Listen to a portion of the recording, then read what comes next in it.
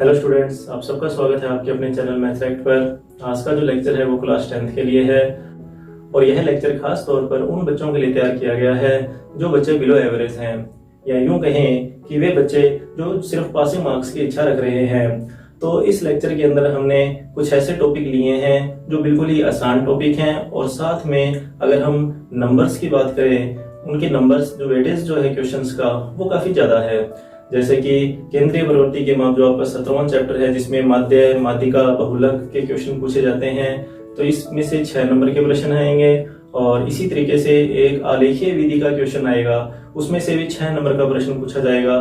तो ये दो टॉपिक ऐसे हैं जिसपे अगर कोई स्टूडेंट 5-6 दिन तक अगर बढ़िया अभ्यास कर ले, कुछ जो विशेष जो क्वेश्चन है, जो इंपॉर्टेंट क्वेश्चन है बोर्ड परीक्षा की दृष्टि से, अगर उन क्वेश्चंस का अगर वो अभ्यास कर ले 5-6 दिन तक लगातार, तो उसे पास होने में कोई भी दिक्कत नहीं आएगी। इसके अलावा कुछ ऐसे टॉपिक भी हैं जो इनसे भी आसान है, जैसे प्रायिकता का टॉपिक है। तो उस प्रायिकता के टॉपिक में से तो 4 नंबर के क्वेश्चन, 2-3 क्वेश्चन पूछे जाते हैं और वो क्वेश्चन भी काफी आसान क्वेश्चन है, तो वहां से भी बच्चे जो हैं वो बढ़िया मार्क्स ला सकते हैं। इसी तरीके से जैसे कुछ चैप्टर ऐसे भी हैं, जैसे रचना वाला चैप्टर है, तो अगर ज्यामिति की नॉलेज बच्चे को है, बच्चा स्केल से रेखाखंड की रचना अच्छे से कर सकता है, वर्त बना सकता है, तो उसके लिए वो चैप्टर भी काफी इंपॉर्टेंट है।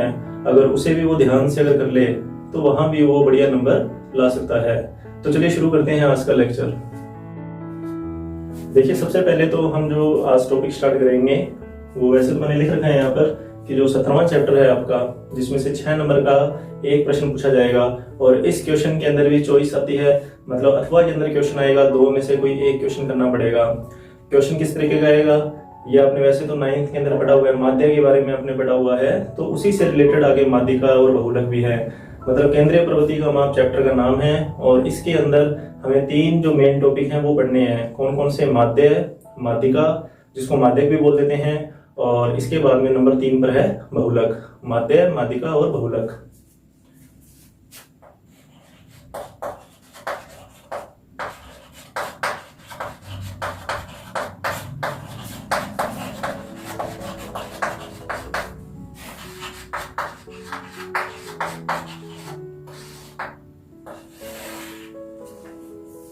देखिए, अभी तक तो जो अगर अपने 2-3 साल को छोड़ दे, उससे पहले की अगर अपने बात करें तो इन तीनों में से किसी एक के बारे में पूछा जाता था, या तो माध्य पूछ लेते थे या माध्यिका या बहुलक। लेकिन अब क्या है कि इस क्वेश्चन के अंदर भी आपको 2 पार्ट मिलेंगे, मतलब क्वेश्चन 1 होगा और उस एक क्वेश्चन के लिए आपको हो सकता है कि माध्य और माध्यक ज्ञात करना पड़े, या माध्यक और बहुलक ज्ञात करना पड़े, या फिर माध्य और बहुलक। मतलब 3 में से आपको कोई 2 मान ज्ञात करने पड़ेंगे और ये दोनों फिर 3-3 नंबर में डिवाइड हो जाएंगे। मतलब 3 नंबर अगर ये 2 आते हैं तो ये दोनों 3-3 नंबर के आएंगे, अगर ये दोनों आते हैं तो ये दोनों 3-3 नंबर के। इस तरीके से डिवाइडेशन है, तो आपको बड़े ध्यान से इसको समझना है। तो सबसे पहले तो अपने करेंगे माध्य की क्वेश्चन। तो आज का हमारा जो पहला क्वेश्चन है वो माध्य के ऊपर है और इस क्वेश्चन में हमें वर्ग दे रखा है 0 से 10, 10 से 20, 20 से 30, 30 से 40, 40 से 50, और ये आपको बारंबारता दे रखी है 6, 10, 13, 7 और 4। हमें इस बारंबारता बटन का माध्य ज्ञात करना है। देखिए, माध्य ज्ञात करने की वैसे तो 3 विधियां हैं। नंबर 1 है प्रत्यक्ष विधि, इसके बाद में है कल्पित माध्य विधि, और नंबर 3 है पद विचरण विधि या फिर पद विचरण विधि। तो पेपर के अंदर कई बार तो क्या है कि नाम से दिया जाता है कि कल्पित माध्य विधि से माध्य ज्ञात कीजिए, या प्रत्यक्ष विधि से माध्य ज्ञात कीजिए, या पद विचरण विधि से माध्य ज्ञात कीजिए। अगर पेपर में नाम से आया फिर तो आपको उसी विधि से करना पड़ेगा, और अगर पेपर में नाम से नहीं आता तो फिर आपको जो तरीका अच्छे से आता है या जिस तरीके के अंदर कैलकुलेशन कम हो, आप उस तरीके का भी यूज कर सकते हैं। अभी मैं आपको इस क्वेश्चन को प्रत्यक्ष विधि से पहले करवा रहा हूं। तो सबसे पहला जो काम रहेगा, देखिए ये हमें पेपर के अंदर सारणी मिलेगी, इतनी सारणी तो हमें पेपर के अंदर मिल जाएगी। हमें सबसे पहले क्या करना होता है, इस वर्ग के आधार पर हमें सबसे पहले मध्य मान निकालना होता है। यहां हमें सबसे पहले लिखना है मध्य मान।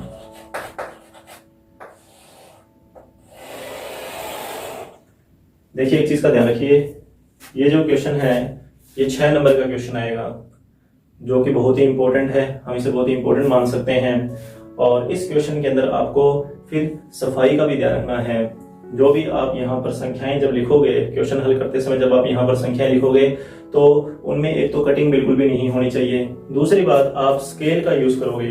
जो भी आप यहाँ पर लाइन वगैरह खींचोगे उनके लिए आप स्केल का जरूर यूज करेंगे। इस बात का आपको खास तौर पे ध्यान रखना है कि क्वेश्चन जितना साफ होगा, जितना साफ सुथरा क्वेश्चन एग्जामिनर को दिखाई देगा, उसे क्वेश्चन चेक करने में किसी भी प्रकार की कोई दिक्कत नहीं आएगी। तो आपके नंबर जो है वो कटने के चांस बिल्कुल ही शून्य हो जाएंगे, बिल्कुल ही कम हो जाएंगे। तो शुरू करते हैं इस क्वेश्चन को। सबसे पहले तो हम यहाँ लिखेंगे मध्यमान, और मध्यमान के आप ब्रैकेट में यहाँ साइड में लिख सकते हैं xi, ठीक है। और ये जो बारंबारता दे रखी है यहाँ भी आप लिख सकते हो, i लगा सकते हो, लगाओ चाहे मत लिखो चाहे मत लिखो, उससे कोई फर्क नहीं पड़ने वाला।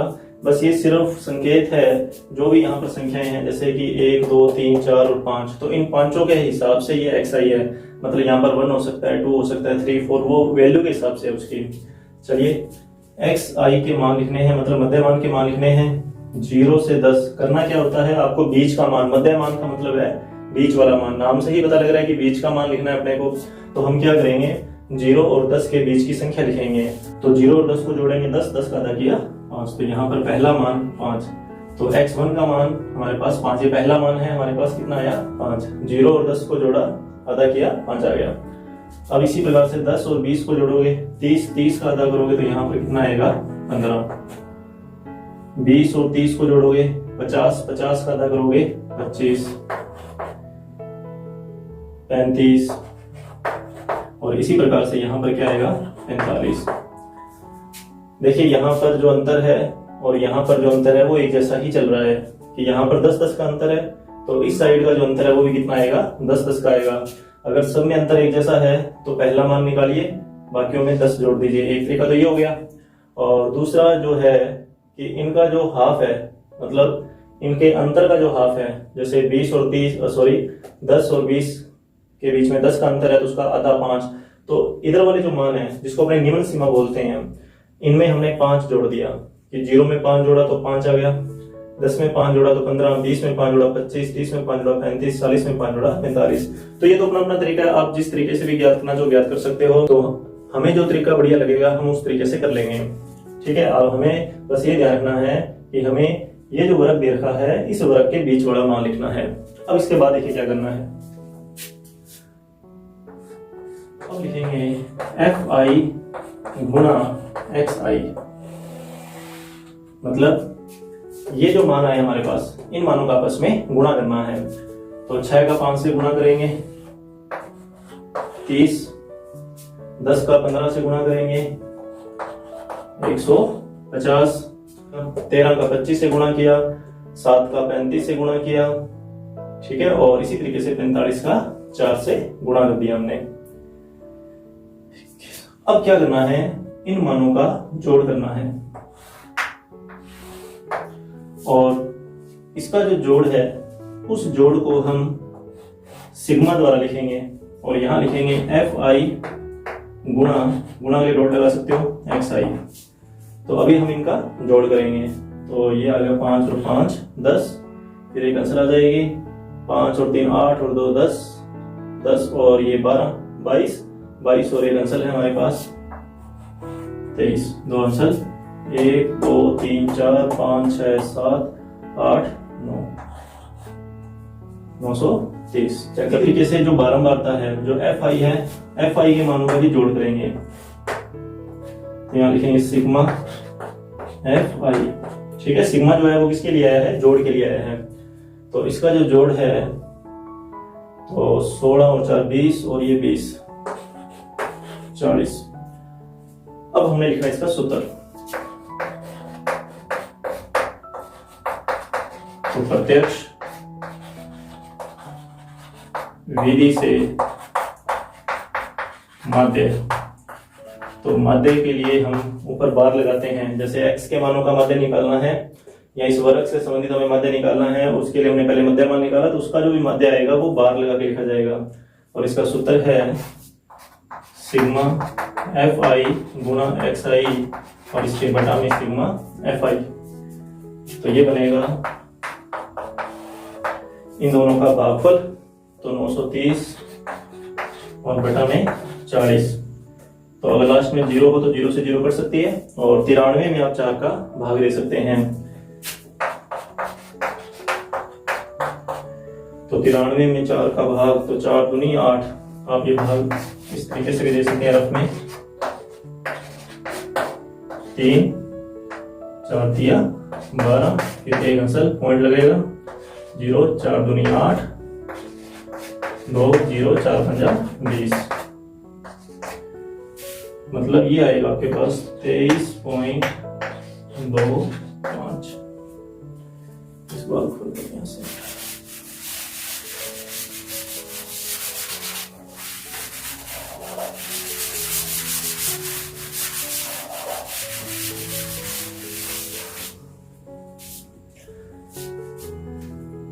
तो 93 में 4 का भाग दोगे तो 23.25। तो ये आपका माध्य का मान है। तो ऐसा क्वेश्चन अगर आता है तो बोर्ड में 3 नंबर का ही आएगा। इसके साथ में माध्यक भी आ सकता है और बहुलक भी आ सकता है। अभी हम सिर्फ माध्य के जो भी प्रकार हैं या माध्य के जो भी क्वेश्चन बन सकते हैं उन क्वेश्चंस को सोल्व कर रहे हैं। तो ये तो हमने सोल्व किया प्रत्यक्ष विधि से। अभी वापस हम इस क्वेश्चन को सोल्व करेंगे और इस बार हम इस क्वेश्चन को सोल्व करेंगे कल्पित माध्य विधि से। तो ध्यान से देखना कल्पित माध्य विधि क्या है।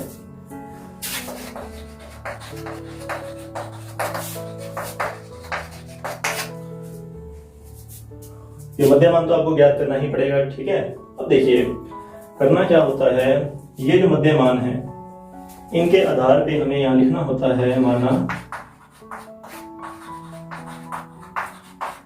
कल्पित माध्य ए, कल्पित माध्य जिसे हम ए द्वारा प्रदर्शित करेंगे। तो क्या करना है, ये जो मध्यमान है इनमें से जो मान बिल्कुल बीच में है वो हमारा कल्पित माध्य होगा।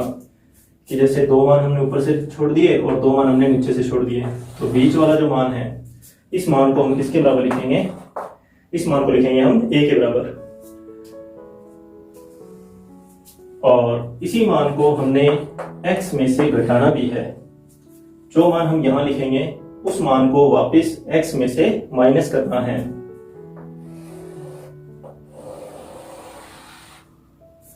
जैसे 5 में से इस 25 को घटाना है, तो छोटे में से बड़ी संख्या घटानी है, तो हमारा आंसर आएगा माइनस के अंदर।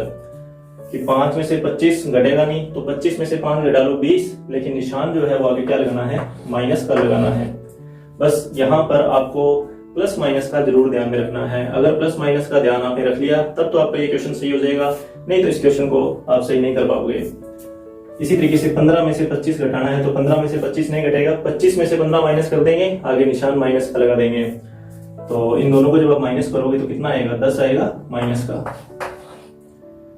25 माइनस 25 करोगे 0, 35 माइनस 25, तो यहाँ कोई दिक्कत नहीं है, बड़े में से छोटा घटा रहे हैं, प्लस में उत्तर हम लिख सकते हैं। तो 35 में से 25 घटाओगे कितना आएगा, 10 आएगा, और 45 में से 25 घटाओगे तो कितना आएगा, 20 आएगा। तो ये तो हमारे मान आए कल्पित माध्य को जब हमने माइनस किया तो वो विचलन के मान आ गए हमारे पास। अब देखिए ये जो मान आया इस मान को हम बोलते हैं डी, यहां पर लिखेंगे डी, ठीक है। और अब इस डी के जो मान आए थे इन मानों को गुणा करना है वापस किसके साथ है, बारंबारता के साथ। यहां लिखेंगे एफ आई गुणा डी, डी आई भी लगा सकते हो।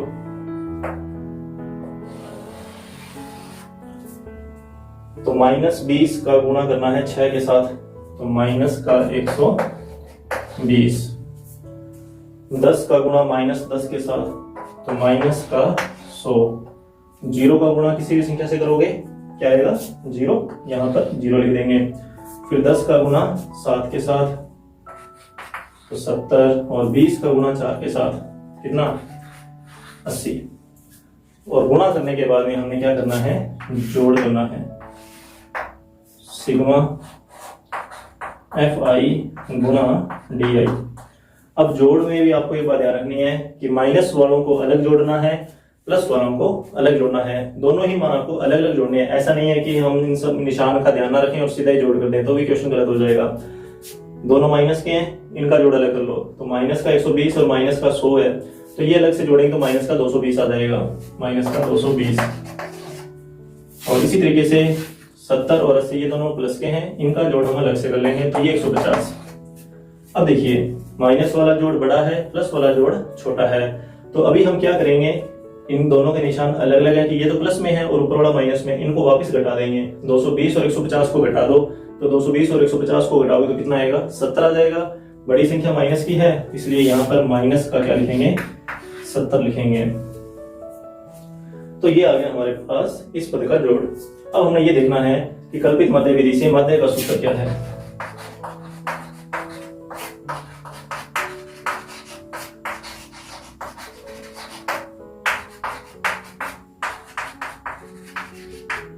तो एक्स आई बार बराबर ए प्लस, देखिए यहां पर ए हमने माइनस किया है तो यहां पर ए प्लस आ जाएगा, और बाकी वही पहले वाला तरीका कि सिग्मा जो भी आपका जोड़ आया था उनका आपस में भाग देना है, मतलब ये माइनस का 70 और इधर से ये 40। तो एक्स आई बार बराबर 25 प्लस माइनस का 70 बटा 40। ठीक है, माइनस 70 बटा में 40, 0 से 0 फिर कैंसिल हो जाएगी, प्लस माइनस माइनस, तो 25 माइनस 7 बटा 4। और यहां भी एक बात ध्यान में रखनी है, कहीं ऐसा ना हो कि अपने 25 में से 7 घटा दें। ठीक है, इस चीज का बहुत खास तौर पे ध्यान रखना है कि डायरेक्ट माइनस नहीं कर सकते, क्योंकि ये संख्या बटा में है, लघुत्तम लेना पड़ेगा। देखिए ये संख्या बिना बटा की और ये बटा वाली, आप यहाँ से मिश्र भिन्नों का यूज करके भी इसको सोल्व कर सकते हैं। कि डायरेक्ट आप 25 का 4 से गुणा कीजिए, तो 25 का 4 से गुणा करोगे 100 आएगा, 100 में से आप माइनस 7 कर दो, 100 में से 7 घटा दो। ठीक है, 4 का गुणा किया 25 के साथ, यहाँ पर तिरछा गुणा हो जाएगा और माइनस करना है 7, तो 25 का 4 से गुणा किया 100, 100 माइनस 7 करो कितना आएगा, 93, तो 93 बटा 4 बनेगा ये। और आपको ध्यान होगा अभी हमने इससे पहले प्रत्यक्ष विधि की थी तो वहां पर भी ये 93 बटा 4 ही आया था, और 93 में 4 का भाग दोगे तो वापिस वही 23.25। तो इसका आंसर आया वापिस एक्स आई बार, मतलब मध्य आ गया हमारे पास 23.25। तो आंसर में कोई चेंजिंग नहीं आएगी, जो आंसर प्रत्यक्ष विधि से आ रहा है वही आंसर कल्पित मध्य विधि से भी आएगा। अब हम इसकी नेक्स्ट विधि करेंगे, लास्ट जो है पग विचलन विधि। तीसरी जो विधि वो है पग विचलन विधि, और इस विधि में यहां तक की सारणी सेम बनेगी, वही जो कल्पित मध्य के अंदर किया था कि वहां तक की सारणी तो अपने को बनानी पड़ेगी। अब इसके बाद देखिए, अब जो अगली जो सारणी है उसमें देखिए क्या होगा कि ये जो हमारे पास मान आए थे जिसको हमने विचलन बोला था, या डी आई जो मान थे हमारे पास डी आई के, अब हम इन मानों में डी आई वाले मानों में हम भाग देंगे किसका, एच का। अब यहाँ पर एच क्या चीज है, तो एच जो है वो इनका अंतर है। जैसे यहाँ 10-10 का अंतर है ना, तो इसको वर्ग अंतराल बोलते हैं कि एच का जो मान है यही लिख सकते हैं कि एच का जो मान है वो कितना है, 10 वर्ग अंतराल।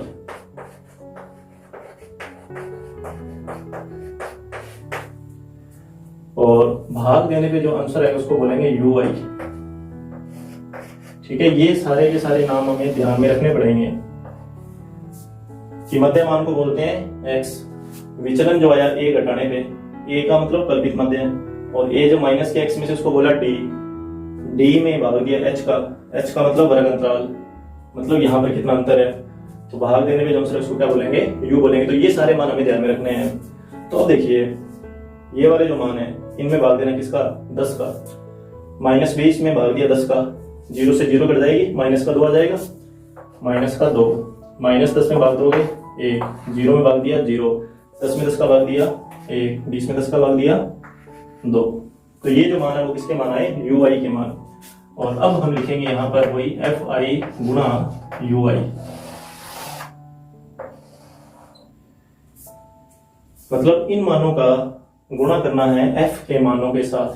तो 6 का गुणा -2 के साथ माइनस का 12, 10 का गुणा -1 के साथ -0, 7 का गुणा 1 से 7, और 2 का गुणा 4 से 8। और अब इनका जोड़ करना है। जोड़ करने के लिए वही तरीका ध्यान में रखेंगे हम, फिर इसको लिख देते हैं एफ आई यू आई। तो जोड़ में क्या करेंगे, माइनस का जोड़ अलग, प्लस का जोड़ अलग करना है। तो माइनस का 12 और माइनस का 10 इनको तो अलग जोड़ लेंगे, तो माइनस का 22 बनेगा, माइनस का 22, और ये 7 और 8 15। और फिर से कि माइनस वाली संख्या बड़ी है, प्लस वाली संख्या छोटी है, यहाँ पे घटाव कर लेंगे, 22 और 15 को घटाओगे कितना आएगा, 7 आएगा। माइनस की संख्या बड़ी है तो इसलिए माइनस का 7 लिखना पड़ेगा, तो यहाँ माइनस का 7। और अब हमने देखना इसका सूत्र क्या है। तो माध्य का सूत्र इसके लिए क्या रहेगा, एक्स आई बार बराबर A plus sigma F I U I बटा सिग्मा एफ आई और गुणा में एच।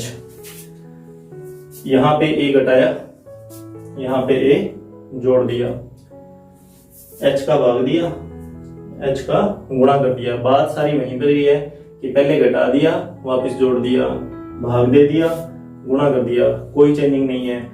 ये सूत्र बीच वाला, ये बस ये ध्यान रखना है ये अपने को कि गुणा वाले का जोड़ करना है और बारंबारता जिससे गुणा किया है एक उसका जोड़ करना है, दोनों का आपस में भाग देना है।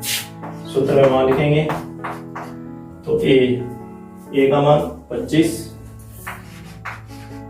प्लस माइनस का 7 बटा में 40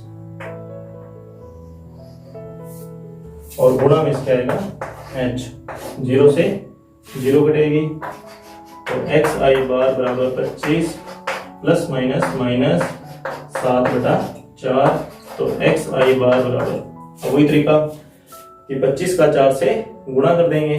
25 का 4 से गुणा करोगे 100 माइनस में 7 मतलब 93 बटा 4 और 93 में 4 का भाग 2 किया 23.25। तो वही तरीका। तो आंसर में कोई भी चेंजिंग इस बार भी नहीं आई, तो आंसर तीनों विधियों से एक जैसा ही आएगा। अब एक चीज का यहाँ पे ध्यान रखिए कि 3 नंबर का जैसे ये क्वेश्चन है तो ऐसा नहीं है कि लास्ट तक सही करोगे तभी 3 नंबर पूरे मिलेंगे। इसमें क्या होता है, जैसे स्टेप के नंबर है, इस सारणी को बनाओगे तो इस सारणी का 1 नंबर आपको मिलेगा। सूत्र लिखा है तो सूत्र लिखने का आधा नंबर है, सूत्र में मान लिखा है तो उसका आधा नंबर, और लास्ट में जब आपने आंसर निकाल दिया कैलकुलेशन करके तो उसका भी इस तरीके से आपको 1 नंबर या जो भी, मतलब ये क्या होता है कि सारा कुछ डिवाइड किया हुआ है। आपको जितना भी क्वेश्चन आता है उतना क्वेश्चन सोल्व करना है। आपको चाहे क्वेश्चन की एक ही लाइन आती है तो वो 1 लाइन लिख दो आप, तो कोई ना कोई नंबर आपको जरूर मिलेगा।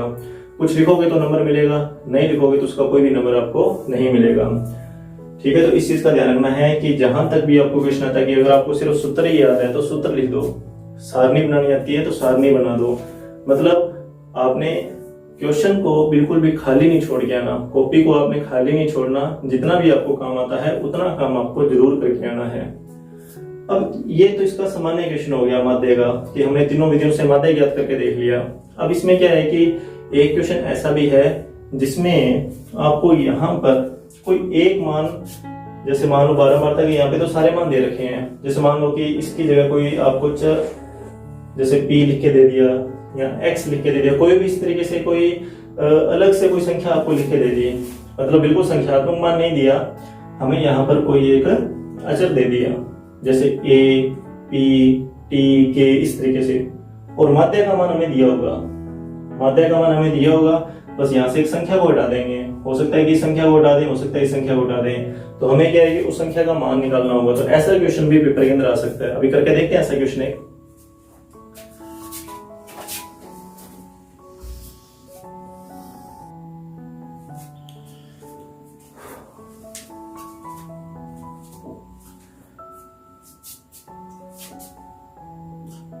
तो ये वो क्वेश्चन है जिसकी मैं बात कर रहा हूँ। इस क्वेश्चन में आपको वर्ग अंतर तो नहीं दे रखा, वर्ग नहीं दे रखा, लेकिन मध्य मान आपको दे रखा है पहले से ही। x के मान दे रखे हैं, बारंबारता का मान दे रखा है, बारंबारता के अंदर एक मान यहाँ पर मिस है, यहाँ पर उसकी जगह में क्या दिया हुआ है, p दिया हुआ है, उस p का मान निकालना है। साथ में इस बंटन का जो माध्य है वो कितना है, 7.5 है। तो क्वेश्चन को ज्यादा मुश्किल नहीं है, बस जो मेथड हमने माध्य के अंदर यूज किया है, जो भी प्रत्यक्ष विधि के अंदर है, यहाँ पर प्रत्यक्ष विधि हम काम में लेंगे, किसी और विधि से इस क्वेश्चन को नहीं करेंगे, प्रत्यक्ष विधि से इस क्वेश्चन को सोल्व करेंगे। वही प्रत्यक्ष विधि का जो तरीका है उसी के अकॉर्डिंग चलना है। एक बार तो देखिए क्या करना है, सबसे पहले तो आपको गुणा करना है f का x के साथ।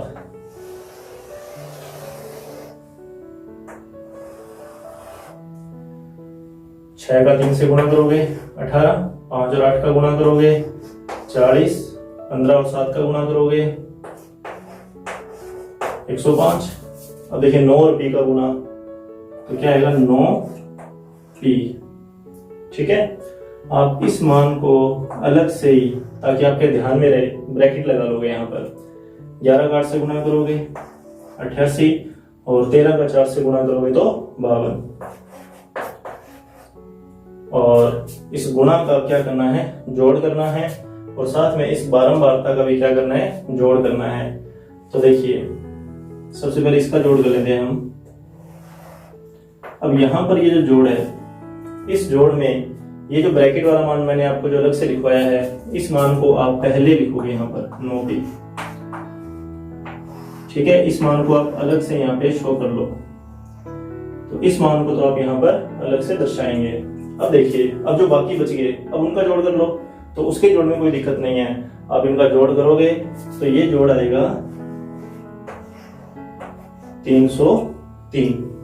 ठीक है, और इसको आप नाम दे सकते हो सिग्मा fi, सॉरी आई की जगह से जरूरत नहीं है यहाँ पर, सिग्मा fx।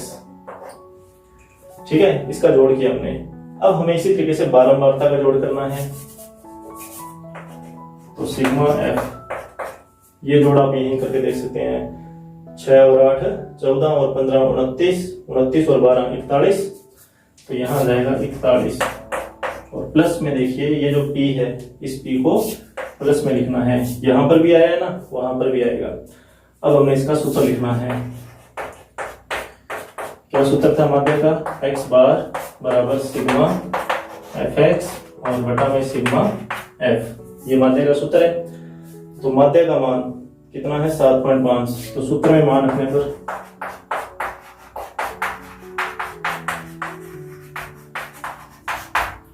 तो 7.5 बराबर गुणा वाला जो जोड़ है 303 प्लस में 9p, तो यहाँ आ जाएगा 303 प्लस 9p, और नीचे आ जाएगा 41 प्लस p, ये वाला जोड़। और अब इसके बाद में क्या करोगे, इनका वज्र गुणा करोगे। अच्छा, यहाँ पर देखिए क्या हो सकता है, यहाँ पर भी अलग अलग तरीका हो सकता है। या तो डायरेक्ट इसका आप तिरछा गुणा कर दो, ठीक है, या तो तिरछा गुणा कर दो, या फिर इस पॉइंट को हटाओ। इस पॉइंट को हटाओ तो बटा में क्या आएगा, 10 आएगा। और उसके बाद में इसको एक ही पाड़े से काट के थोड़ा छोटा करके सरल करके और फिर इसका आप तिरछा गुणा कर सकते हो। तो जैसे आपको सही लगता है आप उस तरीके से कर सकते हो, उसमें कोई वो प्रॉब्लम नहीं आएगी। तो हम क्या कर रहे हैं, यहाँ पर लगाए बटा में 1, और इनका हम करेंगे वज्र गुणा।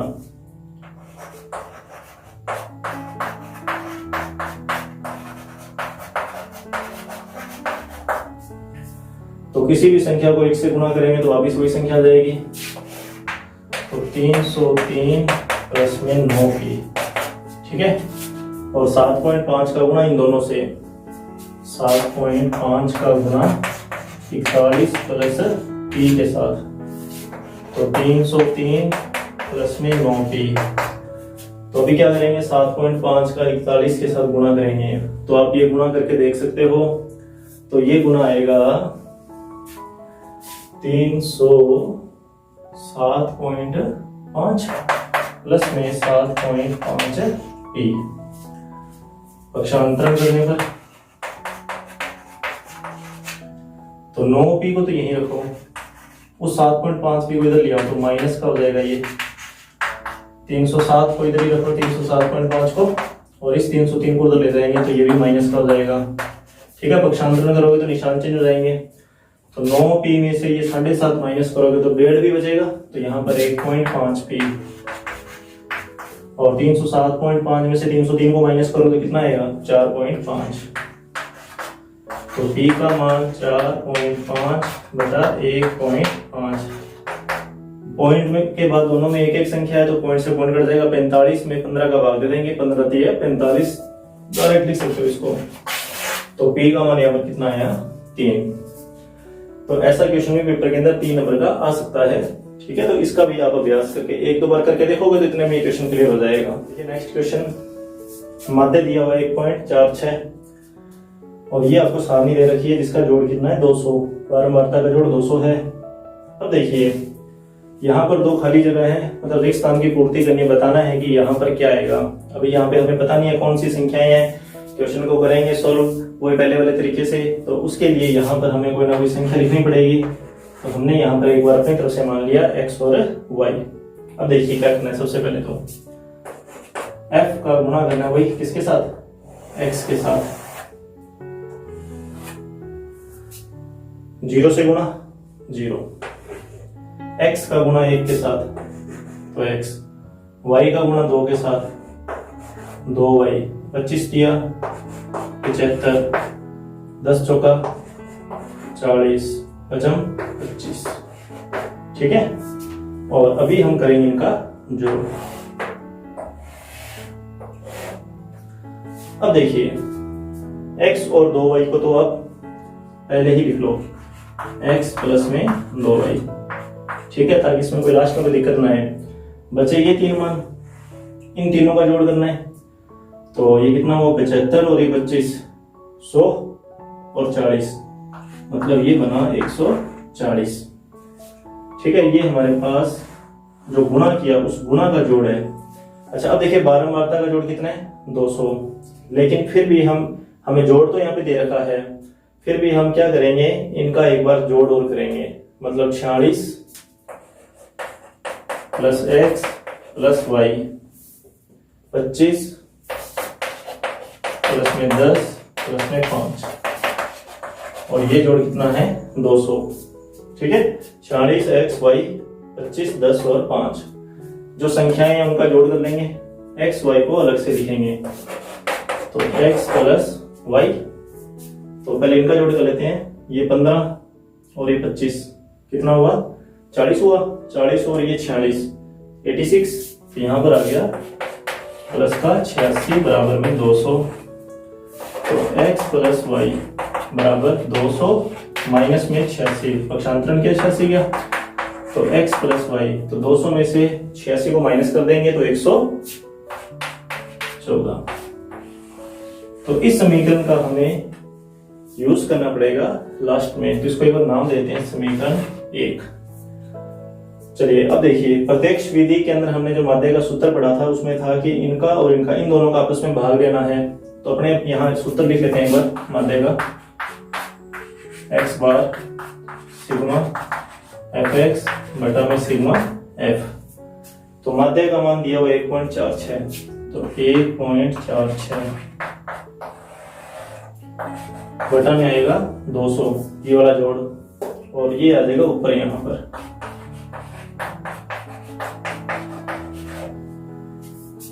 वही पहले वाला तरीका, इसके बटा में लगाया 1 और इसका क्या करेंगे, वज्र गुणा करेंगे।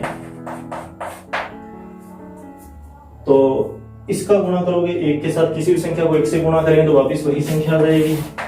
तो ये बनेगा 140 प्लस में x प्लस में 2y, और 200 का गुणा 1.46 से।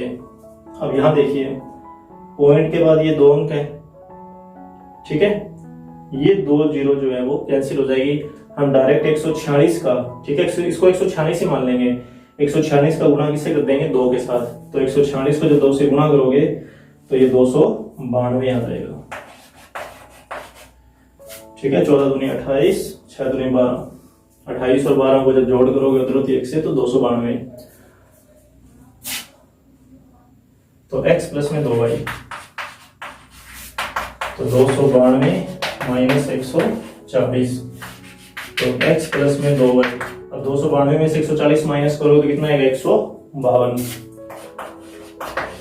तो ये बनी आपकी समीकरण नंबर 2।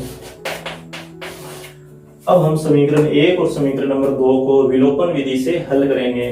तो यहां लिखेंगे समीकरण 2 माइनस समीकरण 1। 2 में से 1 माइनस करना है, मैं डायरेक्ट लिख रहा हूं।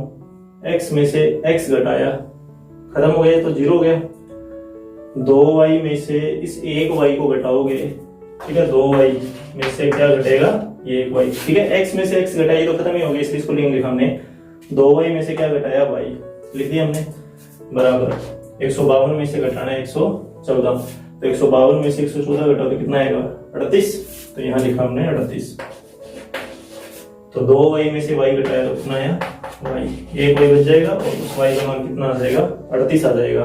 तो y का मान तो आएगा 38, कि यहाँ वाली संख्या जो है वो 38 है। अब बची एक संख्या, इसमें कोई प्रॉब्लम नहीं है क्योंकि ये जो मान आया 38, इस मान को आपने यहां लिखना है समीकरण 1 में। तो समीकरण 1 से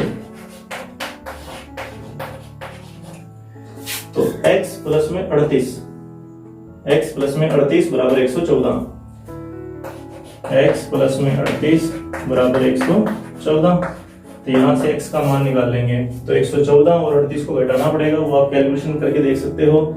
तो 114 और 38 को घटाओगे तो ये आ जाएगा 7 और उधर बचेगा 6, मतलब 76। ये लो, तो इस तरीके से x और y के मान निकालने। ये क्वेश्चन पहले वाले क्वेश्चन से थोड़ा सा ज्यादा मुश्किल माना जा सकता है क्योंकि इसमें आपको 2 मान निकालने थे। पहले वाले क्वेश्चन में तो एक ही मान निकालना था, तो उसमें तो कोई प्रॉब्लम नहीं थी, लेकिन यहाँ पर 2 मान निकालने जिससे 2 समीकरण बनानी पड़ेगी। तो दोनों समीकरणों को विलोपन विधि से हमने हल किया है। इस क्वेश्चन को भी आप 3-4 बार अभ्यास करोगे तो बिल्कुल ही क्लियर हो जाएगा, आपको ये एक तरीके से याद ही रह जाएगा। तो अभी तक हमने माध्य के जितने भी क्वेश्चन बन सकते थे या पेपर के अंदर जो भी क्वेश्चन पूछे जा सकते थे वो सारे क्वेश्चन हमने कर लिए। मतलब हमने 3 प्रकार तो किए जिसमें माध्य की अलग अलग विधियां थी, प्रत्यक्ष विधि, कल्पित माध्य विधि और पदविचरण विधि। और इसके बाद में हमने 2 क्वेश्चन ऐसे याद किए जिसमें हमें किसी कांस्टेंट का मान निकालना होता है। और अब हम अगला टॉपिक इसी का ही जो है माध्य के लिए या माध्यिका के लिए कि हमें बारंबारता वर्णन दे रखा है और इसके लिए हमें माध्य का मान ज्ञात करना है। तो अभी देखिए इसमें क्या करना है आपको। तो माध्य के क्वेश्चन में हमें सबसे पहले तो यहां पर लिखना है संचयी बारंबारता।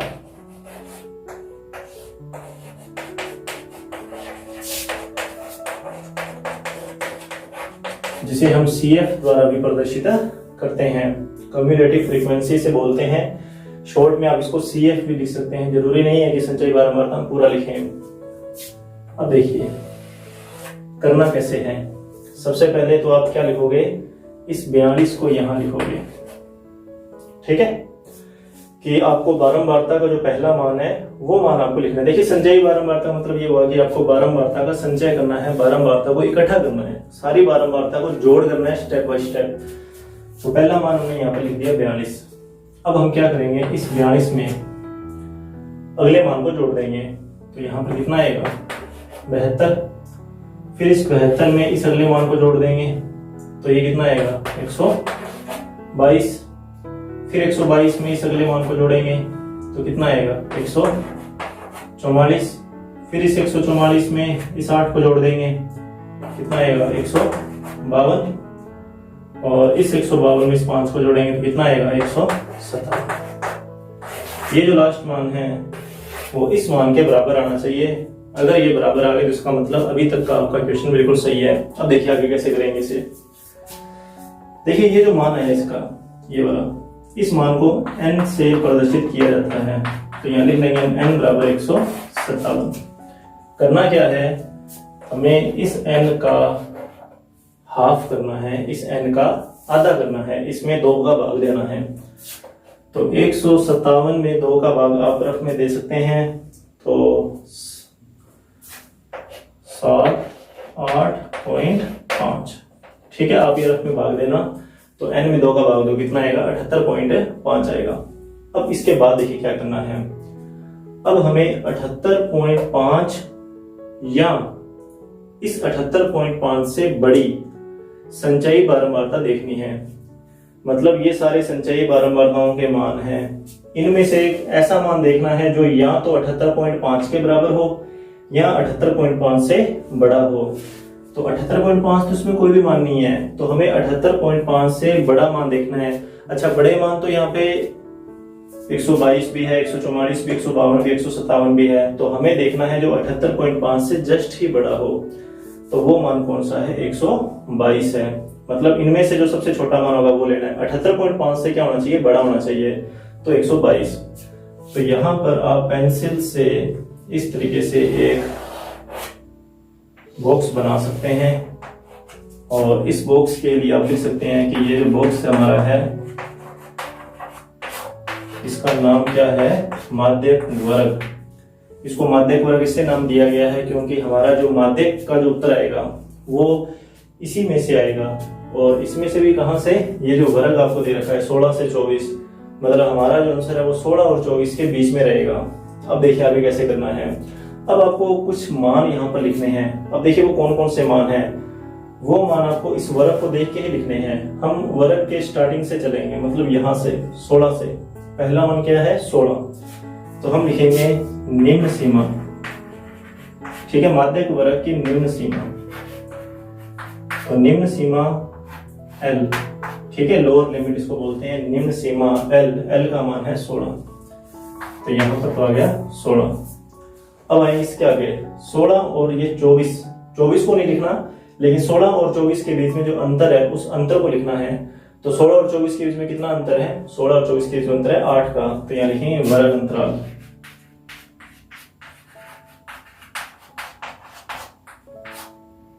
H कितना 8। और आगे चले 50 बारंबारता का मान है, तो लिखेंगे माध्यक वर्ग की बारंबारता F कितना 50। अब देखिए, अब 50 से आगे 122 पे नहीं आना, 50 से अब हमें ये ऐसे टेढ़ा चलना ऊपर, कितना 72। समझ आ रही बात ये कि 50 से ऊपर की तरफ चलेंगे, या यूं कहें कि इससे जस्ट ऊपर वाला मान जिसको पूर्व की संचयी बारंबारता बोलते हैं। तो यहाँ लिखेंगे पूर्व की संचयी बारंबारता,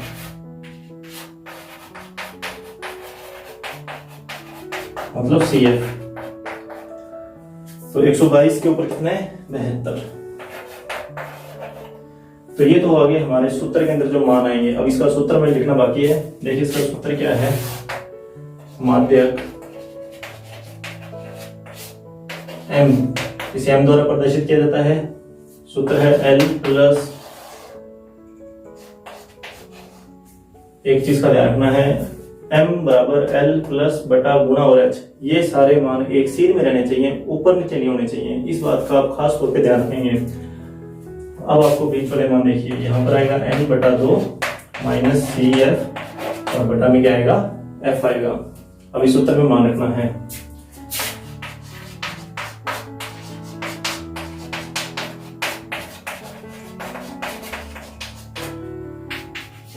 तो सबसे पहले L का मान, ये सारे मान आपको यहाँ पर दे रखे हैं।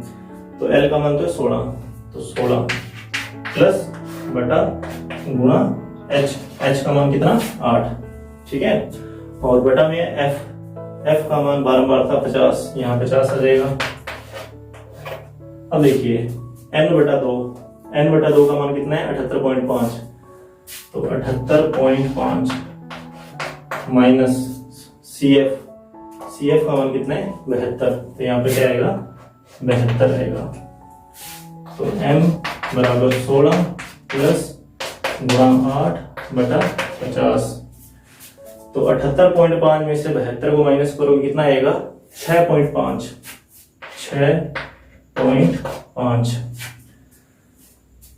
तो M बराबर 16 प्लस बटा में 50। तो अब हम 6.5 का गुणा करेंगे किससे 8 से, 8 को 40 और 8 को 48 और उधर से 4 आंसर आएगी 52.0, मतलब 52, ये बनेगा 52। तो अभी हम क्या करेंगे, 52 में किसका भाग दे देंगे 50 का भाग दे देंगे। तो M बराबर 16 प्लस, अब देखिए आप चाहे तो इसे नॉर्मल तरीके से भी भाग दे सकते हैं, या फिर इसका एक तरीका और है, जैसे नीचे 50 है ना, तो आप अपनी जो दूसरी प्रश्नावली है जिसमें आपने बिना भाग दिए दशमलव प्रसाद लिखे थे परिमेय संख्याओं के, आप उस तरीके का भी यूज कर सकते हैं। जैसे 2 का ऊपर नीचे गुणा किया तो नीचे 100 बनेगा, ऊपर बन जाएगा 104। 52 का 2 से गुणा करो 104, तो 104 में 100 का भाग दोगे तो 1.04। आप चाहो तो नॉर्मल भाग से भी इसको हल कर सकते हैं, मतलब ये बनेगा 1.04। तो M बराबर 16 का 1.4 से जोड़ कर देंगे तो ये बनेगा 17.0। तो इस तरीके से हमें माध्यक का मान ज्ञात करना है। तो अब हमारा इसका लास्ट जो टॉपिक कह सकते हैं वो है बहुलक का। इस क्वेश्चन के अंदर हमें बहुलक निकालना है।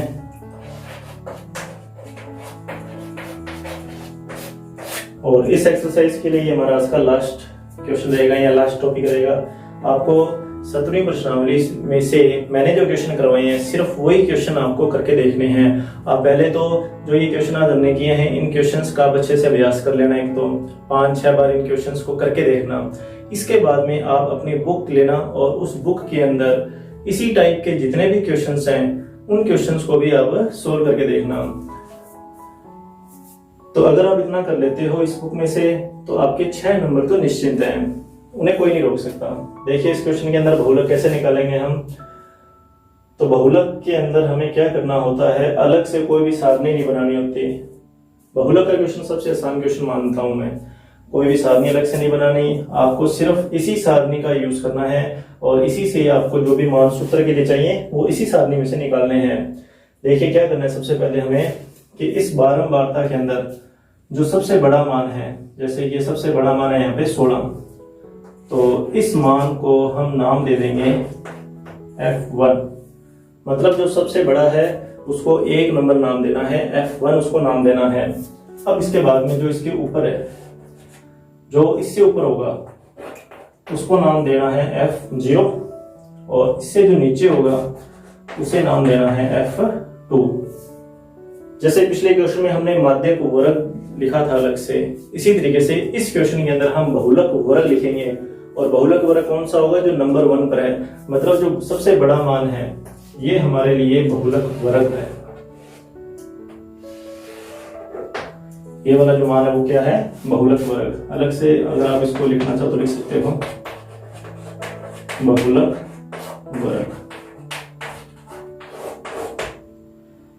ठीक है, स्टार्ट करेंगे यहां से। बहुलक जैसे माध्यक वर्ग में शुरू से हमने मान लिखने शुरू किए थे, उसी तरीके से यहां पर भी हम स्टार्ट करेंगे यहीं से। तो पहला मान क्या है 20 और ये मान आएगा निम्न सीमा का।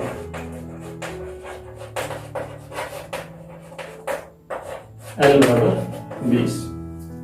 इससे आगे जाओगे तो 25, तो 25 नहीं लिखना, 25 और 20 का अंतर लिखना है। तो वर्ग अंतराल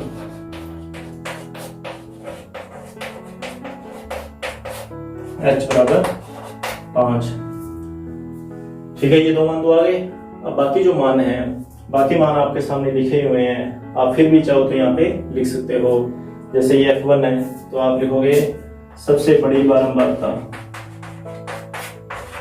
सबसे बड़ी बारंबारता मतलब F1 कितना 16। अब F0 और F2 को कैसे लिखेंगे, तो लिखेंगे पूर्व की बारंबारता,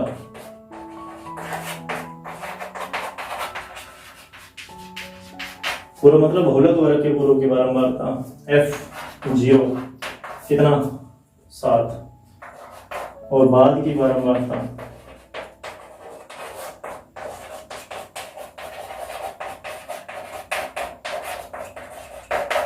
कितने 12। तो ये तो हो गए मान जो सूत्र में हमें चाहिए। अब इसका सूत्र देखिए क्या है, तो इसका सूत्र बहुलक का, बहुलक तो Z बराबर, इसका जो सूत्र है वो Z के बराबर रहेगा, वही L प्लस बटा गुणा H। ये मान तो आपको इस एक सिर में लिखना है जैसे हमने माध्यिका में लिखे थे। अब क्या करेंगे, यहां पर इसको किस तरीके से याद रखेंगे, 10 102 इस तरीके से रखना है 10 102। अब 10 102 का मतलब यहाँ पर क्या है, यहाँ पे लगाना है F, यहाँ पे F लगाएंगे, यहाँ पे F लगाएंगे, यहाँ F आ जाएगा, यहाँ F आ जाएगा। ठीक है, ये सूत्र लिखने का तरीका है। और सब जगह माइनस लगाना है, यहाँ पे माइनस, यहाँ पे माइनस, यहाँ पे माइनस। और ये जो पहला मान है F1, इसका खास तौर पे ध्यान रखना पड़ेगा आपको, यहाँ पे गुणा में भी क्या लगाना पड़ेगा, 2 लगाना पड़ेगा। तो ये बहुलक का सूत्र है। मैं इसको वापस थोड़ा ढंग से लिख देता हूँ, L plus F1 minus F0 2 F1 minus F0 minus F2 गुणा में H। सूत्र में मान रखने पर तो Z बराबर L 20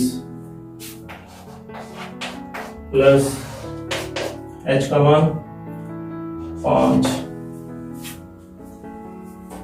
F1 में से F0 घटाना है, मतलब 16 में से 7 घटाना है, 16 में से 7 और इस 16 का दुगना करके यहाँ पे लिख देना 32, ठीक है। -7 को भी लिखना है, वही सूत्र के अनुसार चल रहा है ये सारा। और जो बच गया, ये क्या बच गया, F2 वाला मान 12, ये हो जाएगा, ठीक है। वो सूत्र के अनुसार आप देख के सारे मान लिख सकते हो। इसको हल करेंगे तो Z बराबर 20 प्लस, तो 16 में से घटाया 7, कितना आया 9, 16 - 7 9, 9 गुणा 5, ठीक है, 9 गुणा 5। अब देखिए नीचे क्या करना है, 32 में से 7 घटाना है और फिर 12 घटाना है। पहले 32 में 12 घटा देंगे, तो 32 में से 7 घटाओगे तो 25, 32 में से 7 घटाए तो 25 आ गया। 25 में से 12 और घटा दो, 25 में से 12 घटाओगे कितना आएगा 13, तो यहाँ पर 13 आ जाएगा। तो Z बराबर, अब देखिए 13 का गुणा कर दो 20 के साथ, देखिए कैसे लघुत्तम, इसको आप समझ सकते हो कि 20 और 13 का गुणा, तो 13 दूनी 26, 260 प्लस 9 पंजा 45, तो 260 और 45 को जोड़ोगे तो कितना आएगा 305। तो 305 में आपको भाग देना किसका, 13 का।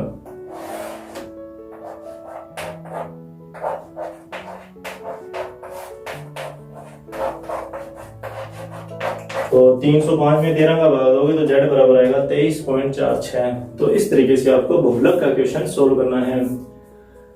तो इस एक्सरसाइज में से सिर्फ आपको यही क्वेश्चन एक बार सोल्व करने हैं। इन क्वेश्चंस को आप 3-4 बार एक तो करके देखिए, इनका अभ्यास कीजिए।